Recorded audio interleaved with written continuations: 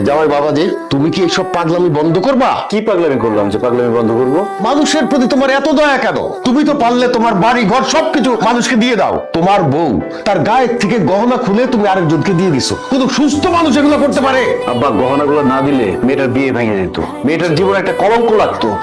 আমার কিছু গহনা দিয়াতে মেয়েটার বিয়ে হয়েছে, মেয়েটার বাবার মান সম্মান পাচ্ছে, মেয়েটা একটা সংসার পাইছে। আপনার তো আমাকে ধন্যবাদ দেওয়ার কথা, তা না বলে উল্টা আপনি বলতেছেন আমি পাগলামি করতেছি।